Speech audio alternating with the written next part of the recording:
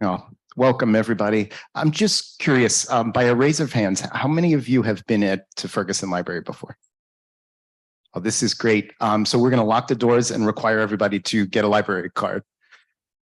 But welcome. We're really happy to have you here. So I'm Anthony Maricola. I'm the manager of adult services here. We're very grateful to have these two great talents here with us today.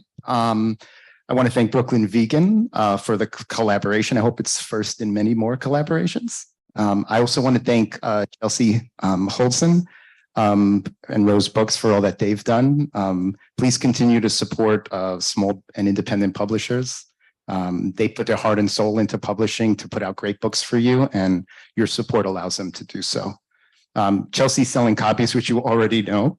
I had, at the time when I wrote this, I said it was in its second printing, but Chelsea just told me that it's in its third printing now. So that's wonderful. When you were purchasing books, you got a raffle ticket. That's to be raffled to be part of a virtual book group with Geoff himself. And we're also going to randomly pick some of the Zoom people as well so that they don't feel left out. Lastly, I want to ask during the Q&A, we have two microphones out, so if you don't mind just speaking into the microphones, because the people on Zoom won't be able to hear your great questions. Our moderator for the evening is Brooklyn Vegan's Andrew Satcher. Andrew has been writing music at Brooklyn Vegan since 2010. He leads a weekly album review column called Notable Releases and a monthly punk column in defense of a genre. A lifelong Thursday fan, he has interviewed Rick Lee in the past and written extensively on Thursday and Rick Lee's other projects. When he's not writing, Satcher can be found at a show, DJing one, or binging a TV series at home with his wife and his two cats. Thank you so much, Andrew, for being with us. Thank you, Anthony. Hi, wife.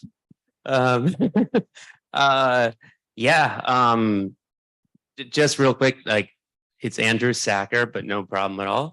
Nice to see everyone here. And I think we all know why we're here, but Geoff Rickley, just in case you're unfamiliar, Geoff spent like 25 years as a super prolific musician, as the vocalist of the influential post-hardcore band Thursday, as well as vocalist for United Nations and No Devotion, a solo career and other projects. Geoff was involved early on in the careers of bands like My Chemical Romance and Touche Amore, producing the former's record and singing on both of them, releasing the latter on his record label, Collect Records. And now Geoff has his first book, Someone Who Isn't Me. Welcome, Geoff. What's going on? Thank you for having me. Really, really excited. Thank you everybody for coming out. This is really nice. Anthony, thank you. And the wonderful Chelsea Hodson selling books over there for us tonight, I'm her biggest fan, I think. I'm good. I'm excited. We just drove up instead of taking the train, probably a major mistake, but we made it. And I'm happy to be here. I'm happy to be back in Stanford. When I was a kid, I briefly lived here, and my Nana lived here for a long, long time. And it makes me happy to do the drive. It reminds me of going to see her when I was a kid. That's awesome. So Geoff, when you formed Thursday in the New Brunswick basement scene, did you ever think one day you'd be in a library in Stanford talking about your first book? No, I definitely didn't. I also definitely didn't think that Thursday would still be going 26 years after starting. That's even more, I would say, like, maybe someday I'll be at a library having written a book. I mean, I would have been surprised that anybody would have cared. And I'm more surprised that Thursday has somehow managed to have a second life. And now, we're going. Yeah. So having played music for so many years, what inspired you to write a book? Well, I always loved novels when I was a kid in school. I got assigned to read The Great Gatsby, of all things. And the teacher called on me and asked me a question about, name one character. He didn't believe that I had read the book. So he said, name one character. And I said that I didn't care about any of the characters, but I really liked the sentences. And he thought that I was lying. So I started picking out things that I loved, that I had underlined. There's this stuff about the boat speeding back again, all that kind of stuff. And he realized that I actually was going to be like a lifelong lover of literature. It really moved me. And ever since then, I thought that would be the coolest thing to write a book. And when I was a little bit older, my parents are friends with a wonderful author, Colin McCann, who won the National Book Award a few years ago for a book called Let the Great World Spin.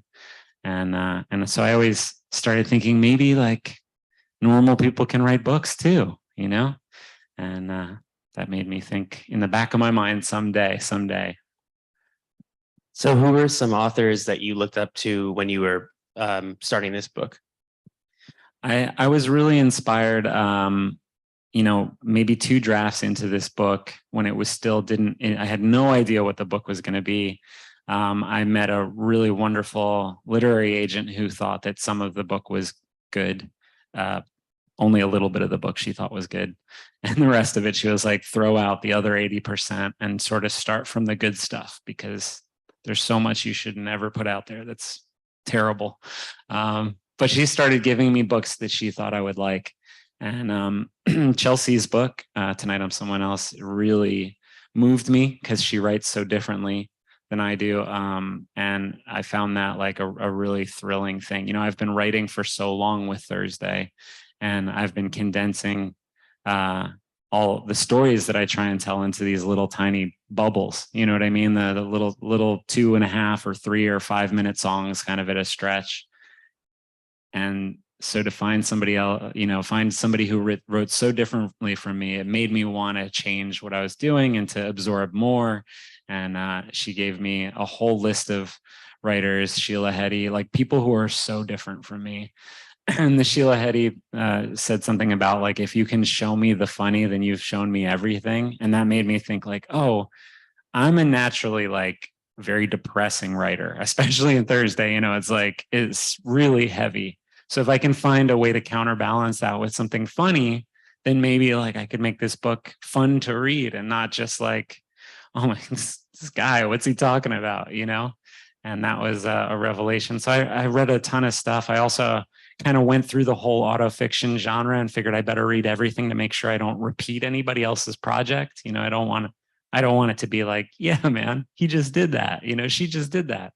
So I read all of My Struggle and, kind of went down the list. Ben Lerner and Juliet Escoria wrote a book that was like a huge influence on this one called Juliet the Maniac, where she chronicles kind of like what it was like to be a teenager in high school and not know that she was schizophrenic, but to start to see the effects that it had on the world around her. That one was a huge influence on me because it was realism that didn't seem real. What are something that changes your brain in a way that makes the story kind of unfold in a way that shouldn't be possible. That I thought was beautiful. And it really made me think, okay, I could tell something that's real and not have it be realism, and it'll work, I am a voracious reader. I read a book a week pretty much without fail. So I read a lot.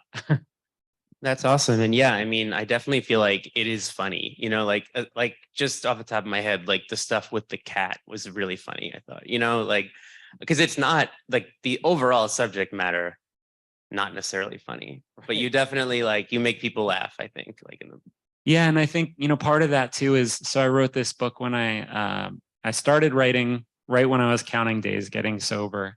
And I also really liked, the one thing that I liked about like 12-step meetings, which I hated in general in the beginning, was I really liked that everybody would tell these incredibly dark stories and the whole room would be laughing at it. And I was just like, all right, I can bring some of that energy into my life, lighten things up a little. So I'm glad that it connected with you as funny. And Lola is the best. I have been trying to get a picture with Lola in the book, but she's feral and she sometimes comes in for pets and stuff. But if you try to get her to do anything, she's like, I'm out of here. Like, you're annoying. Yeah. If anyone hasn't read the book yet, Lola is the stray cat that you feed. Right. Yeah. Cat. Exactly. Sorry. I'm not calling like somebody feral in my in my house. So is there anything that you learned from decades of writing music and lyrics that you brought to writing a book? I think the sound of language, the way that the words lock together is something that I care about a lot. I think that sometimes a sentence makes literal sense, but it just doesn't sound nice. And I like, you know, language that can be quite blunt and hard hitting. And I also like language that gets soft and is sensual. And that's the one thing, the texture of spoken language is something that I really got from making music all those years. And I tried to bring that to the book, although I do think that there are times when all the wonderful people who are editing me and helping me make the book better would actually sort of say, why don't you cut this little part and why don't you add something here, because it's getting too pretty, it's getting too musical. And sometimes it's good to keep, if you're going to go for a couple hundred pages, it's good to keep things just rolling. Let's not worry too much about the sound of this part, and I think that's a good balance. When I read somebody say, oh, it's like 200 pages of poetry, I think like that sounds awful. Like, could you imagine reading 200 pages of poetry? I know it's a compliment and I take it as such, but also like, it can't actually be that, For sure. for me, at least. Yeah. Similarly, one thing I was wondering if it was like conscious or just a byproduct of like I feel like the book feels very rhythmic too. Like the pacing is often, it's not just like paragraph, paragraph, paragraph. Like there are moments where you feel like almost like a percussiveness to like what you're saying. Absolutely. There's a part that uses like city names from around the country. And that part, it was a tough one because I was like, I'm really getting close to poetry here. You know what I mean? Like, I got to be careful. Like, this could be super pretentious. I really have to think about this. But I just think there's something about like when you travel your whole life, like I've traveled so much, like, or somewhere around 30 full, trips around the country with Thursday. You really get to know these names of these places and you start to see this like kind of beauty in names, and how strange people name the places that they live. So I just wanted to kind of like have some like tribute to that, the beauty of traveling and the names of cities.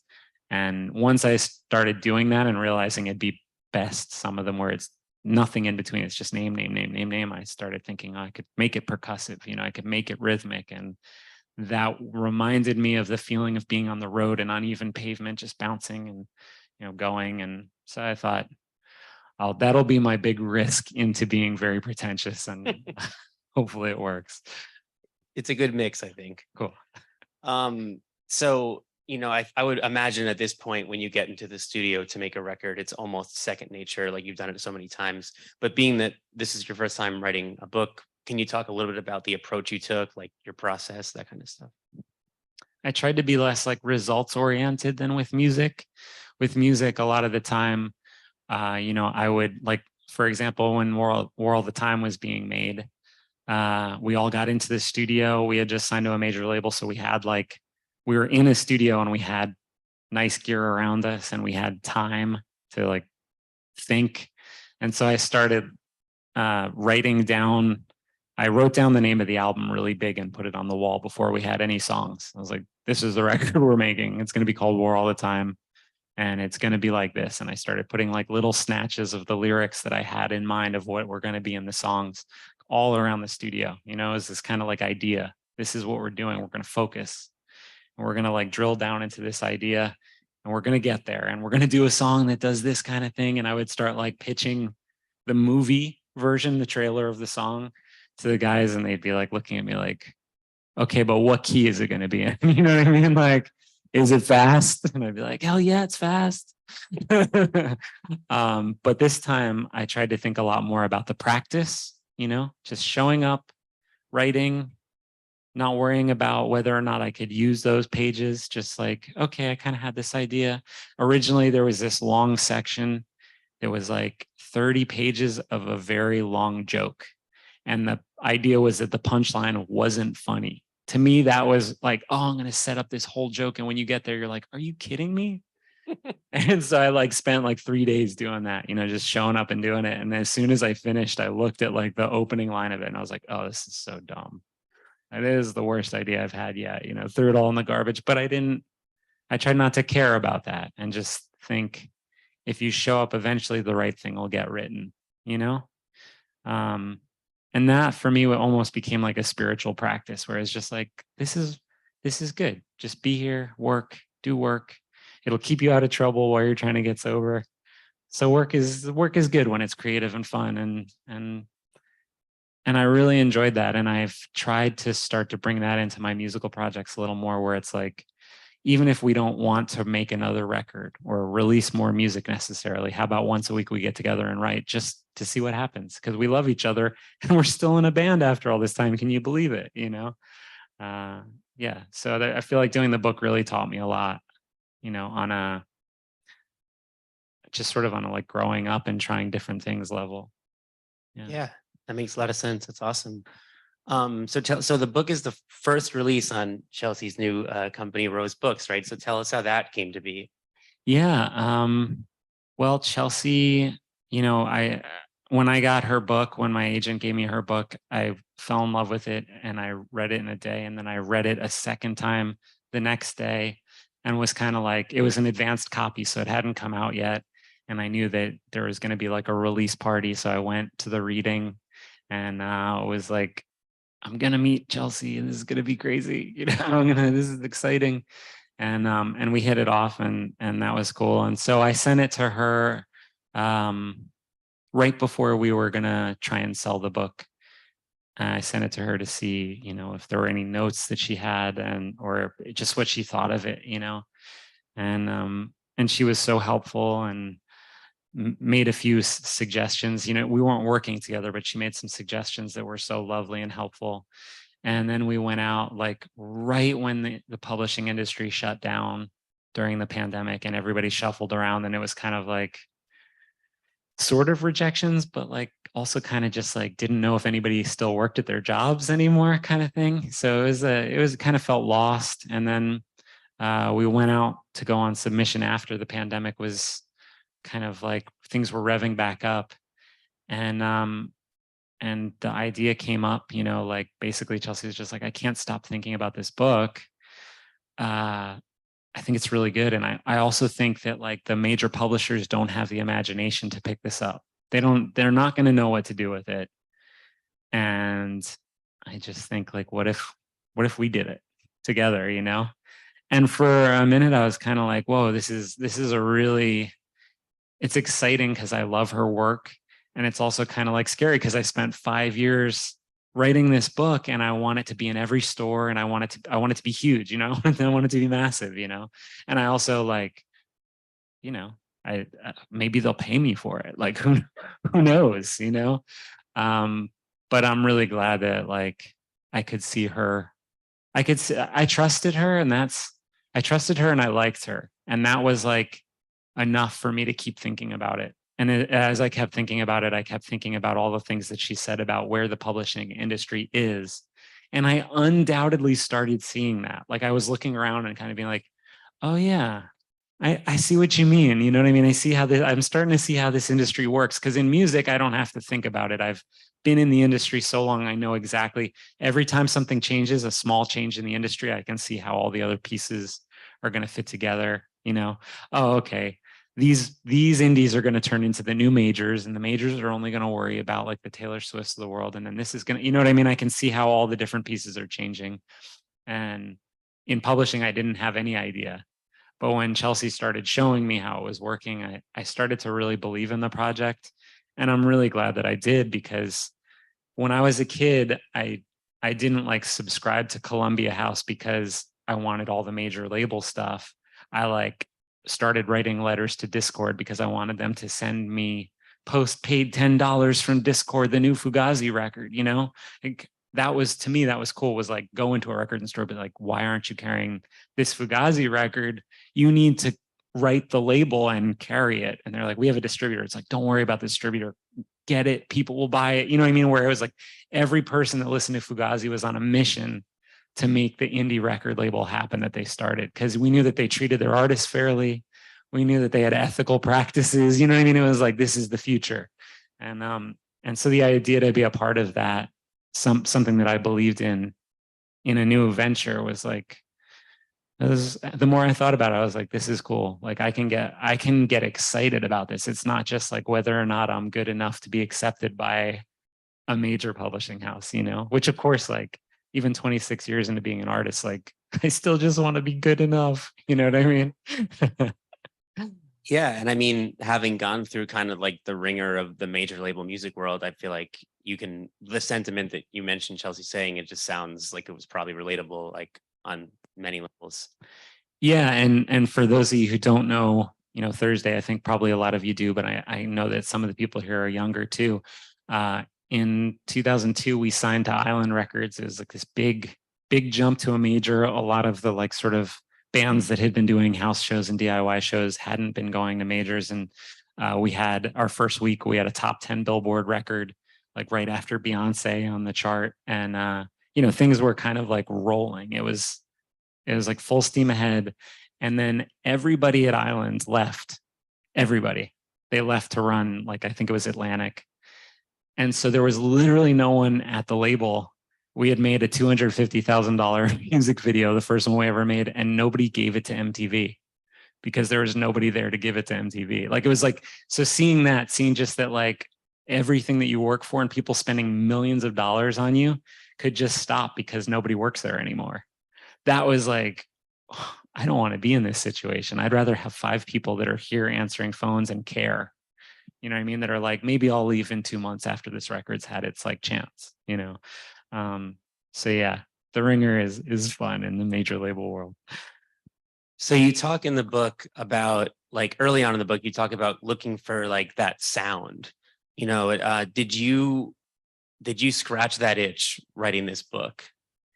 Yeah, I mean, this book, there was a strange phenomenon that I found in this book, which is, I was in the early days of sobriety, and of course I was sort of still thinking about drugs a lot in those early days. And when I would write about the drugs, I wouldn't need them because I like felt the feeling that I got just talking about it and thinking about it and writing about it. And that was a very weird thing, because I was like, is this healthy? You know what I mean? Indulging this part of my brain as I'm trying to get better. Like, is this a good thing or a bad thing? And so I do feel like I got a little bit of that feeling back, that spark that you get from music and drugs and all the things that make us feel something that we want to feel, sugar, literally, like, there's all these little things that can get away from us. But yeah, I loved it. I loved writing the book, and I tried to set up this idea of the things that we experience once that we always want forever. And that could echo across a lot of different themes in the book. And also setting it up as a sound in the beginning that echoed. I thought that would put the idea of echoes in people's minds in a more concrete manner, so that later when dialogue repeats or a scene comes back around again, the book is in 3 parts. And the middle is a series of circles, but then the ending, it comes back around to the setup from the beginning, so that the end, you're kind of like left back in the same spot where you started, hopefully with like a new viewpoint or whatever. But that circles became really important. The original title of the book was The Burning Chandelier, which is still in the book as a line from a Michael Dickman poem.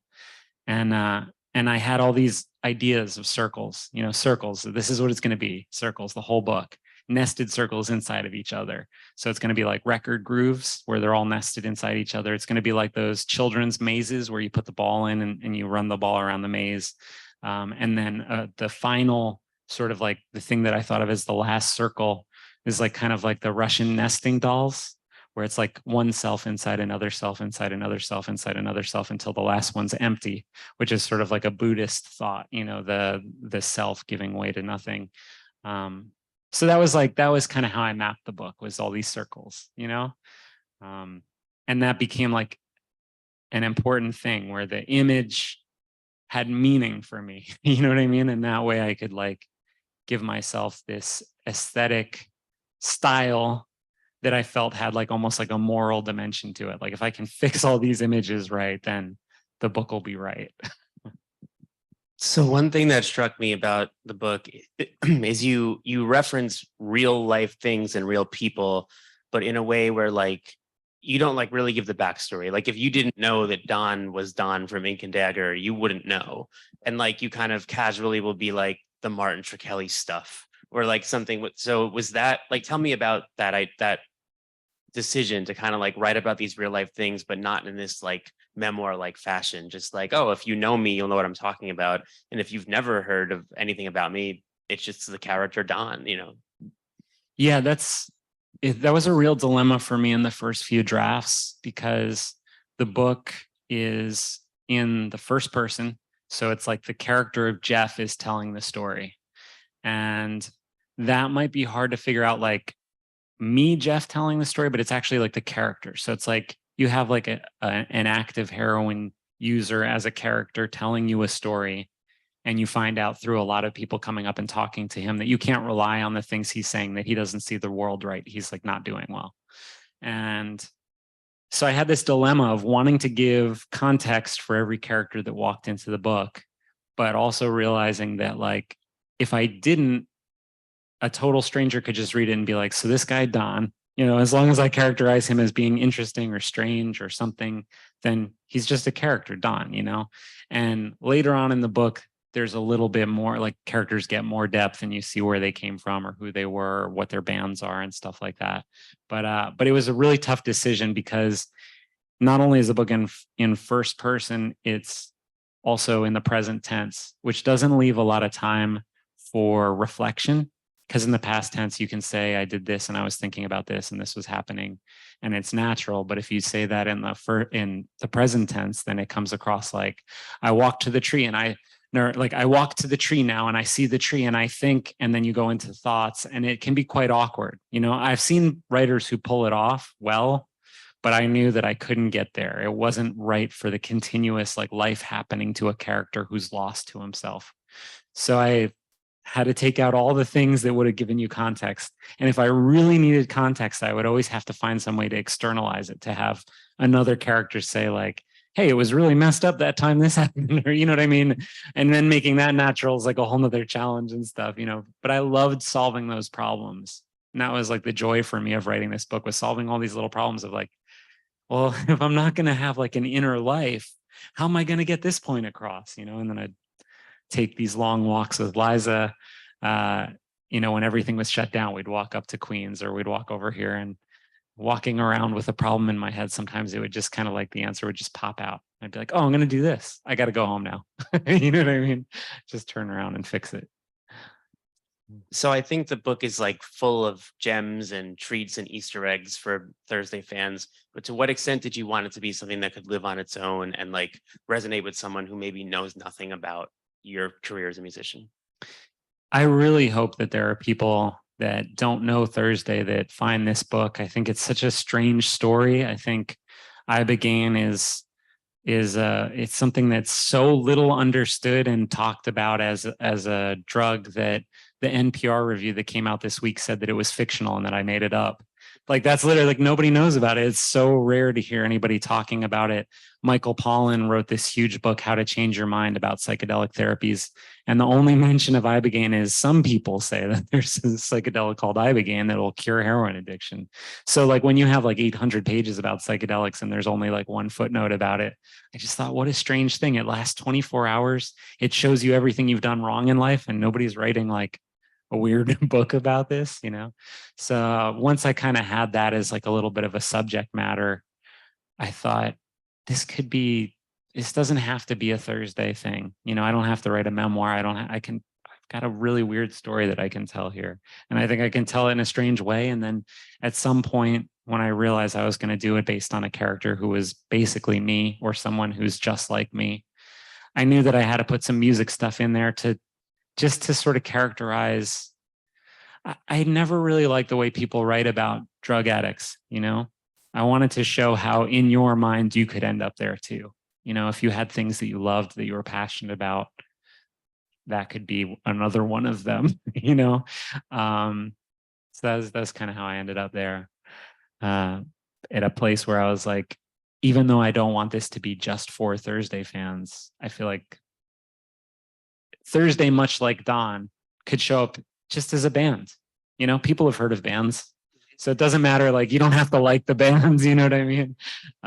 Yeah. I was even having like a dilemma where I was like, maybe I should talk about like how the band got together. And then at some point I had the thought like, every band gets together somehow. You know what I mean? Like you can imagine it happened and they met and they were like, let's do a band or whatever. Yeah, and I love how like you were talking before about the circles and stuff, and it's like when you get into like the real, I think the crux of the book is like when you're having that Ibogaine trip.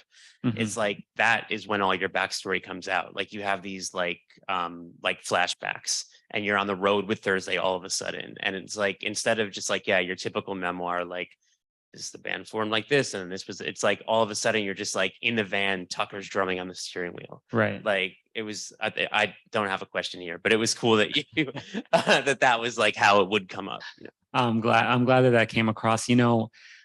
So basically the book is in 3 sections, and I sort of modeled that on like the Divine Comedy. I really wanted like a very strong structure to rest these scenes on. So I had these 3s, and at some point I realized the longest third of the book, these 3 sections, is all hallucination. And I had that thought of like, you're not supposed to tell people your dreams. And I was like, and the longest part of my book is basically me boring people with my dreams. Like, what am I going to do? You know, it was really like, it was a very intimidating moment in my life where I thought that perhaps I had already spent like 3.5 years on something that was not only like a bad idea, but maybe like exposed me for being like so self-centered that I like, you know what I mean? Like that everybody should hate me. So yeah, it was a really strange thought. And ultimately I decided, well, that's why like the whole middle of the book that's hallucinations is sort of its own little book with its own logic, and it's a surrealist. It has sort of 3 different modes of surrealism in it. And it's not actually any dreams that I had when I was on Ibogaine. Like it's its whole own, it's its own book that I decided was like the Inferno, like Dante's Inferno. And so I decided to make like Sneak in a Band memoir as the first third of it. And the second one's kind of my version of Italo Calvino's Invisible Cities, which is another book that when I read it, it like changed my life. Like I was like, I thought differently. I thought of like a travel log. You know, what is real? If somebody tells you they went somewhere, is it real?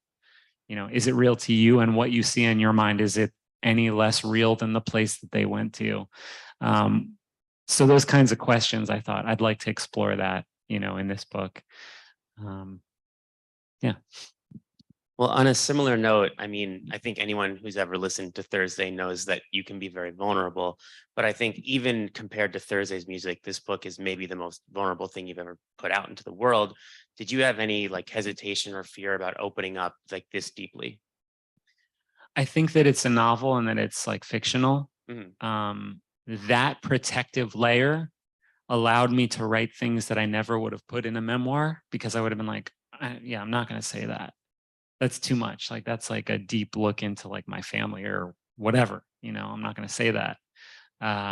But because it's a novel, I thought, well, I'll put this in for now, and then later I can go back and like change some names and change some stuff. And then at the end of it, I was like, I can't change this. You know, I can't go back and change these names. Like if I have a different band name and then I have like a different name for Tucker or something, people are going to be like, yeah, okay, that's Thursday, that's Tucker, you know, that's Steve. Like it would just read so corny to people because they'd know exactly what I was trying to hide and being like, yeah, cute, you know what I mean? So I just, in the end, I thought I'm going to leave it exactly as it is. And all the stuff that I would have been too scared to put in the book, it's already in there. So all I have to do now to be brave is just leave it, you know, and that worked for me a lot better. So to what extent would you say the book is fictionalized? I think that it's fictional in form. And the way that I would say that is like the ideas that are explored and the concerns that I wanted to talk about are the concerns of a novel. You know, it's not me telling my story or saying like, you know, for when I read memoir, a lot of the time I feel like the author kind of like, you open the book and they turn to you and they go, so listen, you know what I mean? And that's cool. Like that can be so powerful. You can spend some time with the author and they can like show you who they are. Like what's more what's more powerful than a conversation you have one-on-one with another person that you respect? It's beautiful. But I didn't want to do that. I wanted to, I heard somebody call it on Twitter, a novel is you get a little guy and then you put him through some stuff. I wanted to do that. I wanted to get a little guy and like throw him to the dogs a little bit and see how he reacted. And the fact that I had already been that little guy, I was like, okay, I kind of know what he's going to do a little bit. But still, sometimes I'd be writing a scene. I'd be like, how's he going to handle this one? I'd be like, oh, wait, I did it. I did it already. This is how I handled it. So you address in the book where the title "Someone Who Isn't Me" comes from, but in case anyone hasn't read it yet, could you say that and also talk about why you decided to title the book that? So Someone Who Isn't Me is, or the acronym SWIM is sort of like an old school drug forum thing that all these drug users, when they'd say, look, I tried to do this, I tried to use this to freebase on and it didn't work. They thought if I write that on the internet, the cops are going to come to my house and arrest me because they'll know that I'm freebasing cocaine or whatever, or, trying to figure out how to shoot heroin. So I'll just say someone who isn't me did this last night and they were wondering why it didn't get them high or whatever. And so they believe that as long as you said like someone who isn't me did this, that, the cops, they're not allowed to touch you anymore. Now you're safe, asking for a friend, that kind of thing. And when I put it in there, it was just a section. And my wonderful agent, who I love and respect so much, she underlined it and was like, title. And I already had a title. So when I saw that, I was like, okay, she doesn't like my title, first of all. And second of all, like, I get it. You know what I mean? Because the whole thing now can be like, hey guys, this isn't me. I'm safe. I'm cool. I thought it was a really nice, subtle trick. And it's also kind of a very understated title for a book that can be quite overstated and maximal and too much. I like that contrast. I love contrasting things like that. Yeah. Yeah, awesome. Anthony, should we open it up or one more, or one more? All right, let's see what we got. Oh, here's a good one. Well, what do you most hope people take away from the book? Ooh.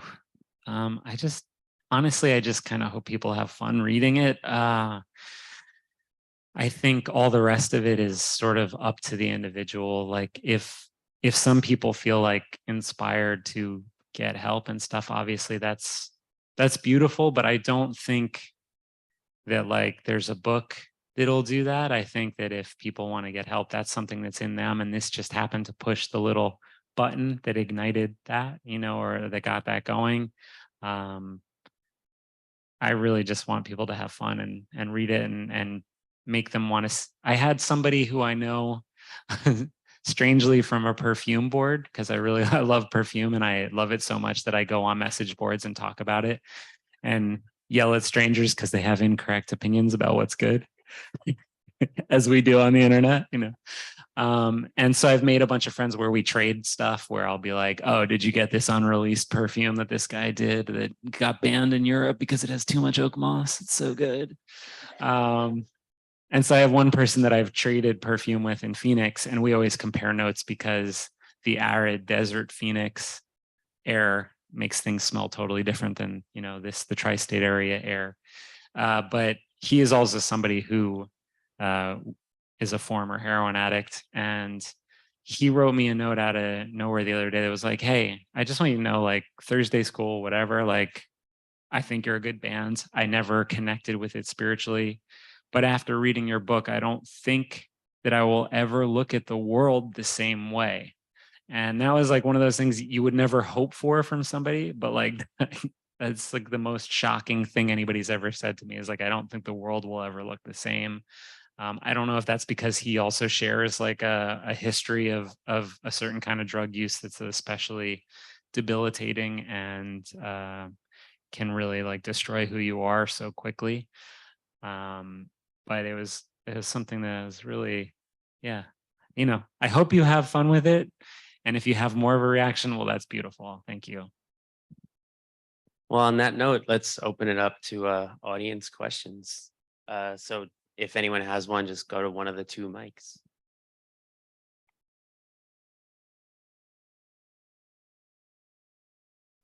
Hi. Hi. What if we put you and Geoff in a parallelism? What of your personality and his personality do you compare that you are alike? And what part of him you missed that you don't have now, that you wish you could still take that without the addiction, but you think I miss that of Geoff on me? That's a great question. I love that. Thank you so much. So yeah, the difference between me and Geoff in the book, the thing that I wish that I had more of that Geoff in the book has is there's a sort of deadpan affect that the character of Geoff has where he's more accepting of the world as it kind of slaps him in the face. I am not very much like that. I'm much more sensitive and I take things to heart really deeply. I can read a good review of something and be like, they're right. I don't have any talent. And like, I don't know what to do. So I wish I had a little bit more of the kind of like resigned to the fact that life sucks that Geoff in the book has, or, maybe not that, but maybe just a little bit thicker skin. And the thing that I'm glad that I don't have is that one of the major characteristics that I tried to write into Geoff, the character, was that he was oblivious to the world as it really is. I thought that's sort of like the idea of like Cervantes, like Don Quixote, where he believes he's on a holy mission and that he's like one of the only right people in the world and the rest of the world sees him as a fool. That was how I wanted Geoff to start in the book as an addict, was that like he's on this beautiful quest to find the one true sound in the universe. And the rest of the world's like, dude, you're just really high. Like you need to get with it. And so I'm glad that I have a little bit more self-awareness than the character of Geoff does in the book. Even though sometimes that's where the pain comes from, right? Is being self-aware. Thank you. That was such a great question.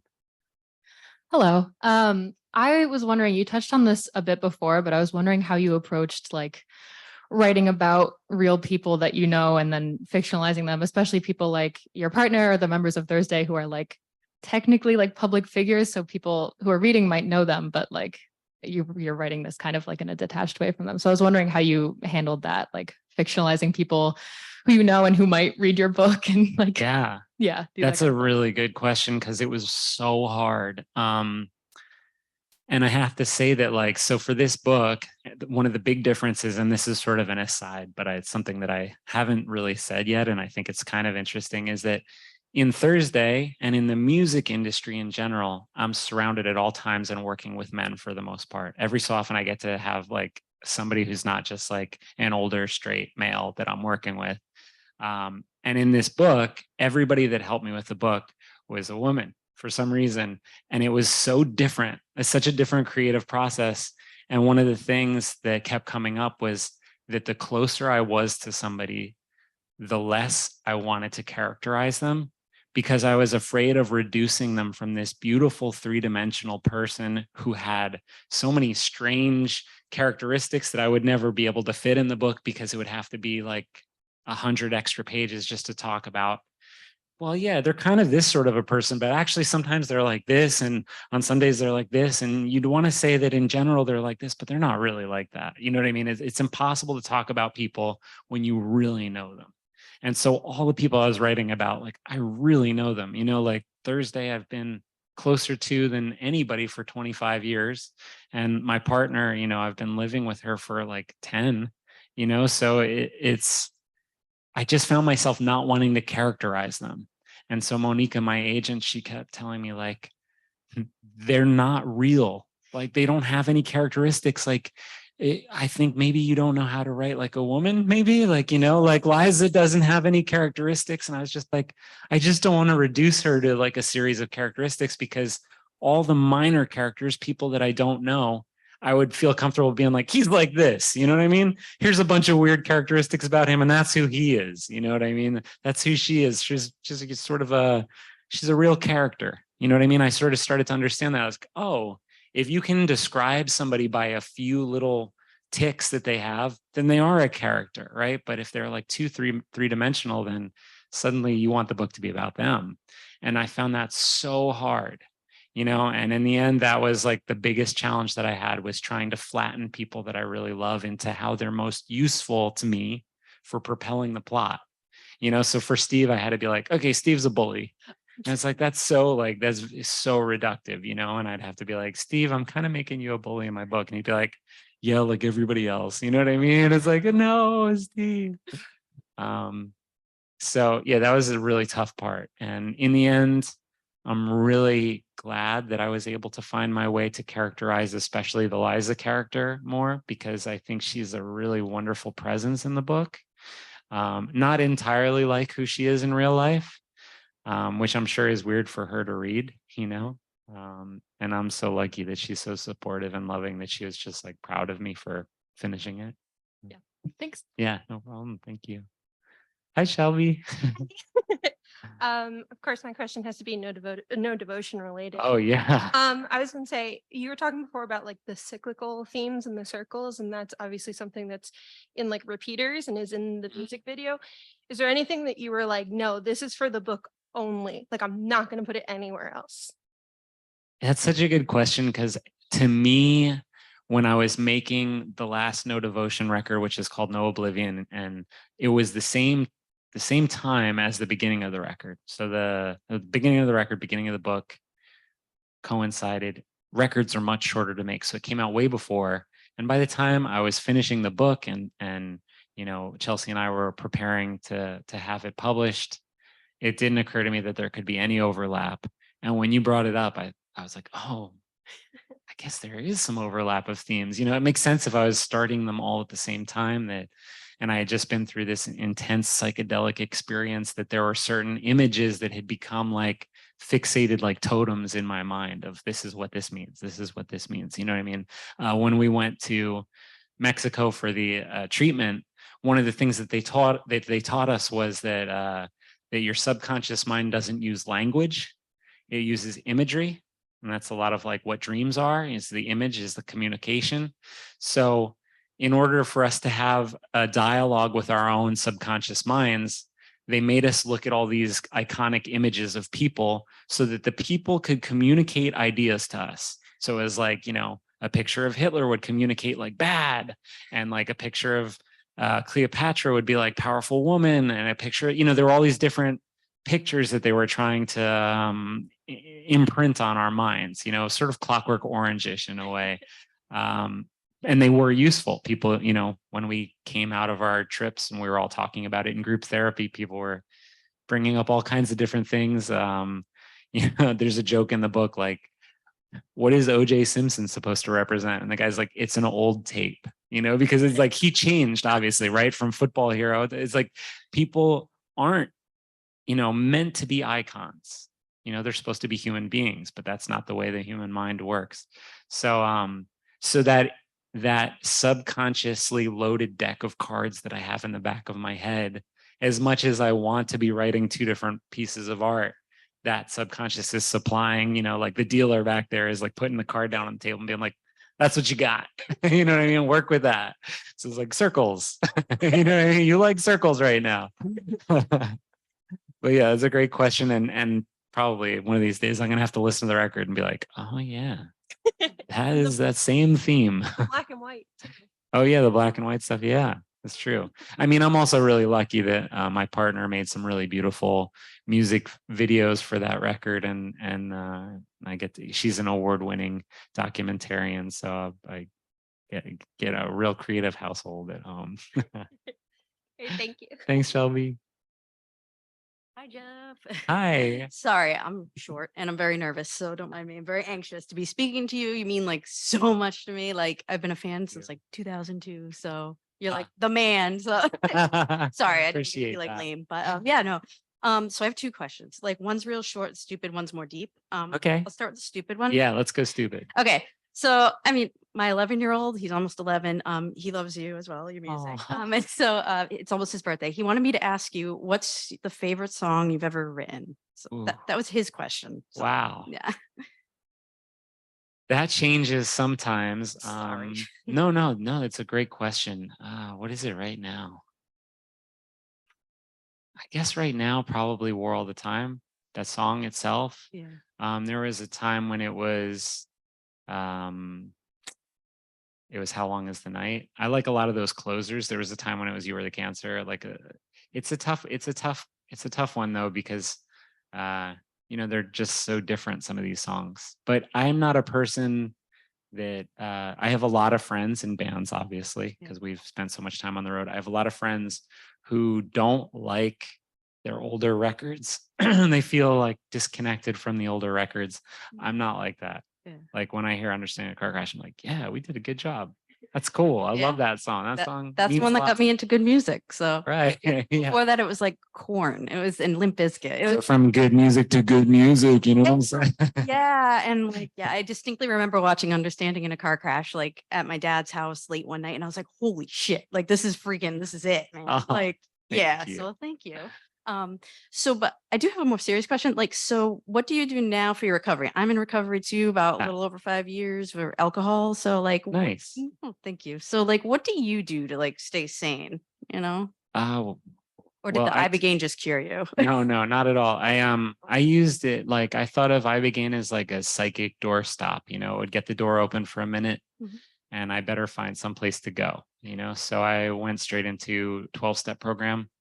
I do that. And, went through the steps and I sponsor people and I try, I have found that for me that service is probably the most helpful thing. Yeah. And it's not just in recovery. I've realized in music, like if I'm not helping out a younger band or another artist who needs help, that really it's like, because I'm an addict or maybe just because I'm a human being, I hate doing work. Yeah.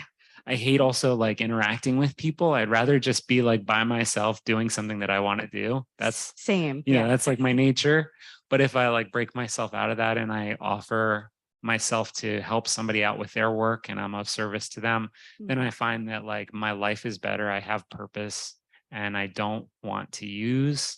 And I also feel less anxiety about whether or not I'm good enough or I deserve this beautiful life that I've been given. Like being in a band this long and having it be something that I've had a voice that people have wanted to hear for this many years. When I was using, I felt so guilty that I had been given such an opportunity and squandered it so deeply. You know what I mean? That I had really that I had been given everything I had ever wanted as a kid. And instead I was like, just kind of throwing it away. It was so hard and I really hated myself for it. But the more that I help other people to be heard, because I really think like people have so many beautiful things inside them, the more that I can be of service to help people get their stuff out there, suddenly I don't feel so lonely anymore. I don't feel like I don't deserve a gift. I feel like, all right, I'm just one worker among other workers. We're all trying to make stuff that's beautiful and we're all trying to help each other and it's the best. And that's like what DIY is about, right? It's like, that's what community is about, is we can help each other and have fun together and it's awesome, Yeah. Well, that's great. Yeah. So thank you. Yeah, before I pass out, I'm going to sit down. You're the man. Thank you.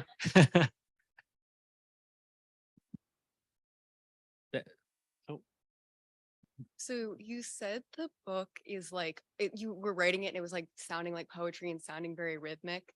Do you have plans of like releasing poetry or writing poetry, or you just feel like the songs are like poetry enough for you? I have 2 poems coming out in a journal. Wes from American Nightmare does this thing called the Heartworm Reader. And so I've got, it's actually 4. It's 4 poems. He did a whole thing where every writer that he had this issue had 4 poems. So I had like a cycle of 4 interrelated poems, which is really exciting because Thurston Moore is in it and Blixa from Einstürzende Neubauten is in it. And yeah, it's really fun. I'm really excited about it coming out. So thanks. Thank you. All right. I think that's it. So thanks, Geoff. Thanks, everybody. Thanks, Anthony. Thank you, everybody. Are we going to be hanging out over here? Is that it? All right. So, oh yeah. Do you want to do the ending? I mean, you probably know what's happening next. Yeah. Yeah, so Geoff's going to be signing books as well after this. And thank you all for coming. We really appreciate it. Give it up for libraries.